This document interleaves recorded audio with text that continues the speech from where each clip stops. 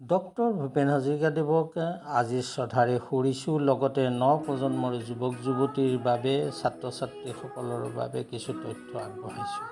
Doctor Bhupen হাজৰিকাৰ জন্ম 1926 চনৰ 8 ছেপ্টেম্বৰত শদিয়াত আৰু মৃত্যু হৈছিল 5 নৱেম্বৰ 2011 চনত মুম্বাইৰ ককিলাবেন ধীৰুভাই আম্বানী হস্পিটেলত। দেউতাকৰ নাম নীলকান্ত হাজৰিকা, মাক শান্তিপ্ৰিয়া হাজৰিকা। ভূপেন হাজৰিকাৰ ককাই ভাই আছিল 10জন। তেওঁ জ্যেষ্ঠ। তেখেতে গুৱাহাটী আৰু তেজপুৰত স্কুলীয়া শিক্ষা গ্ৰহণ কৰে। 1940 চনত তেজপুৰৰ পৰা মেট্ৰিক পাছ কৰে। 42 চনত কটনৰ পৰা ইণ্টাৰমিডিয়েট। 44 চনত কাশী হিন্দু বিশ্ববিদ্যালয়ৰ পৰা স্নাতক আৰু 46 চনত ৰাজনীতি বিজ্ঞানত স্নাতকোত্তৰ ডিগ্ৰী লাভ কৰে। 54 চনত তেওঁ গুৱাহাটী বিশ্ববিদ্যালয়ত অধ্যাপক হিচাপে যোগদান কৰে আৰু 1967 পৰা 72 চনলৈ নাওবৈচা সমষ্টিৰ MLA হয়। ডক্টৰ ভূপেন হাজৰিকাদেৱে 1950 চনতে প্ৰিয়ম্বদা পেটেলৰ লগত বিবাহত আবদ্ধ হয়। তেওঁৰ একমাত্ৰ পুত্ৰ তেজ হাজৰিকা। ডক্টৰ ভূপেন হাজৰিকা সঁচা অৰ্থত এগৰাকী বিশ্বশিল্পী, যাৰ গান আৰু সুৰেৰে অনন্তকাল এটা জাতিক অম্লান ৰূপত জীয়াই ৰাখিব। তেওঁ মৰিও অমৰ। তেওঁ সকলোৰে অন্তৰত এতিয়াও আছে, আছিল আৰু থাকিব। তেওঁ বৰ্তমানত অসমত পুনৰ তেনে এজন ব্যক্তি নোলাব। তেওঁৰ মৃত্যু হোৱা আজি 14 বছৰ হ'ল যদিও তেওঁৰ বিষয়ে যিমান প্ৰবন্ধ গ্ৰন্থ ওলাইছে, ইতিহাস চালে অসমত কোনো ব্যক্তিৰ বিষয়ে ইমানবোৰ লেখা ওলোৱা নাই। ডক্টৰ ভূপেন হাজৰিকা দেৱ এগৰাকী গীতিকাৰ, সুৰকাৰ, গায়ক, কবি, প্ৰবন্ধকাৰ, পৰিচালকেই নাছিল। তেখেত আছিল অসম তথা ভাৰতীয় সমাজ সংস্কৃতি আৰু ৰাজনৈতিক ইতিহাসৰ সজীৱ দলিল।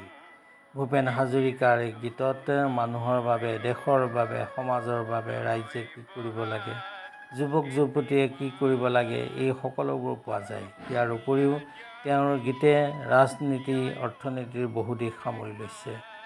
এজন মুখ্যমন্ত্ৰীৰ মুখত শুনিছিলোঁ, যেতিয়াই তেওঁৰ মনটো বেয়া লাগে তেতিয়াই ভূপেন হাজৰিকাৰ সাগৰ সংগমত কত নাসাঁতুৰিলোঁ তথাপিতো হোৱা নাই ক্লান্ত গীতটি শুনে। তেওঁৰ গানত যাদুকৰী শক্তি আছে।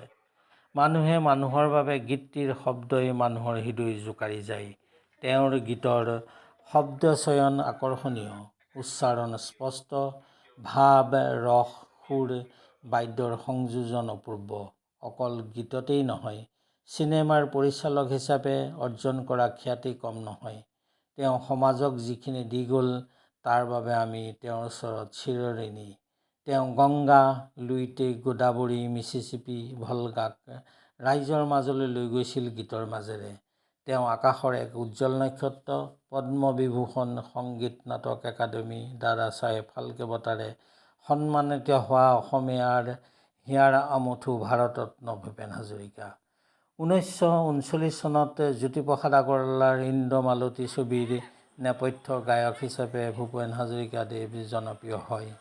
56 চনত প্ৰথমখন অসমীয়া ছবি এৰাবাটৰ সুৰ মুক্তি দিয়ে।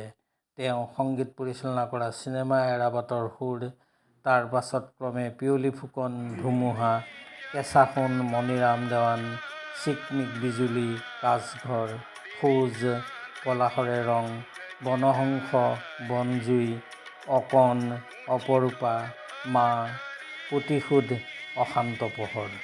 হিন্দী চলচ্চিত্ৰ হ'ল আৰোপ, অপেক্ষা, এক পল, ৰ'দালি, গজগামিনী, দৰমিয়া, জীৱন তৃষ্ণা। বৰ্তমান ভূপেন হাজৰিকাৰ জন্ম শতবৰ্ষ উদযাপন কৰা হৈছে।